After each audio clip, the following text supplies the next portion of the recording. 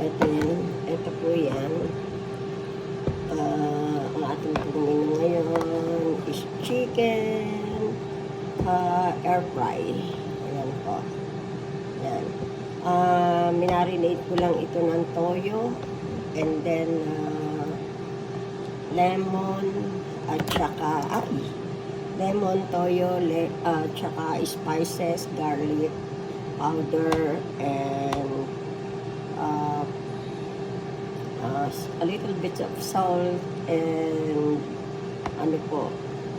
black pepper. Yan lang po. And then ilagay ko dito sa air fryer. Very easy po yan na recipe. At saka napapakadaling lutuin. Hindi nyo na kinakailangang magtagal.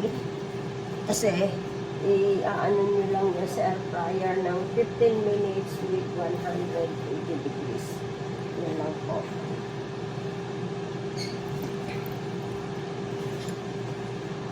May nakasalang ako dito sa air fryer na ayan, 13 minutes pa. Papakita ko po sa inyo mamaya after na balikin ko siya after 15 minutes kasi kinakailangan i-ano mo siya, baliktarin mo siya after 15 minutes para luto naman yung kabilang side. Yan po. May 2 piraso akong ipinasok sa air fryer. Kaya, papakita ko sa inyo. Ito po, 27 seconds na lang. And then, papakita ko sa inyo kung papaano mag-ano siya. After 20 seconds, mag-aano na yan.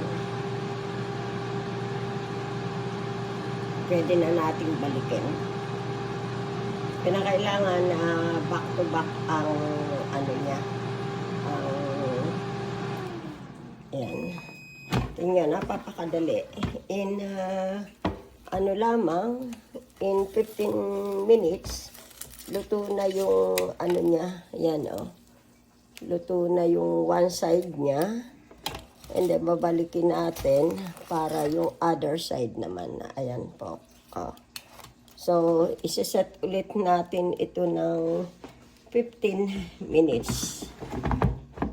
So within 30 minutes, may luto na kayong, ayan, 15 minutes. Bale, in 15 minutes ang isang side for 180 degrees, yun ang ginagawa ko. And then, babalikin ninyo for 180 degrees in 15 minutes ulit. So, pwede na yun. Sinalang po ulit natin. Maghintay ulit tayo ng 15 minutes. So, ito na yung finished product natin after 30 minutes na ayan. Ayan na siya. Luto na siya. So, ano lang yan. Bale, 15 minutes.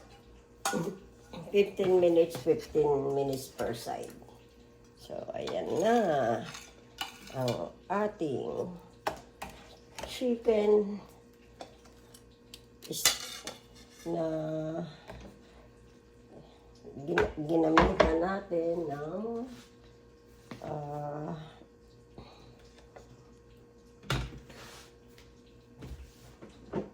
air fryer. So, ito po, ilo-load natin itong isa pa. Kasi 3 piraso yung inano ko. Meron pa dito isa. Ilo-load ulit natin siya. And then, the same now nitong 2 piraso. Ang gagawin natin dito is isa-set din natin ang siya ng 15 minutes for 180 degrees. And then yan. And then iwanan na uli natin. So, ito yung finished product natin. Diba? Very easy to cook. At it tastes yummy. Pwede natin tikman. Tingnan po ninyo ang loob niya. Ano?